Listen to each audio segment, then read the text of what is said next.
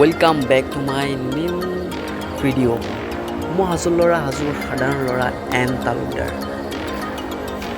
Friend, আজি মই আছোঁ এটা বিখ্যাত জেগাত, যিটো জেগা গুৱাহাটীৰ সকলোতকৈ বিখ্যাত জেগা, আৰু মই কথাটো আপোনাৰ লগত শ্বেয়াৰ কৰিম বুলি মই ভিডিঅ'টো বনালোঁ। এই জেগাটো হ'ল আমাৰ গুৱাহাটীৰ CMCৰ সন্মুখত, যিটো জেগাত গুৱাহাটীৰ ভিতৰত যিমান বস্তু পায় গোটেইখিনি বস্তু আমাৰ GMCৰ সন্মুখত পায়। গাইজ, কথাটো সঁচা নে মিছা, কিমানটো সঁচা কিমানটো মিছা, প্লিজ যদি কমেণ্ট কৰি জনাই ভাল লাগিব। কাৰণ GMCৰ সন্মুখত আমাৰ নেমকেয়াৰ হস্পিটেলৰ পৰা GMCৰ গেটলৈকে এইখিনিৰ ভিতৰত ইয়াতে কি নাপায় কওকচোন। ৰাতি হ'ল নাইট পায় আৰু কি নাপায়। এই অকণমান জেগাৰ ভিতৰত কিমান পাণ তামোলৰ দোকান, কিমান কাপোৰৰ দোকান, কিমান চেণ্ডেলৰ দোকান, কিমান কিটচেনৰ দোকান, A to Z বস্তু পায়।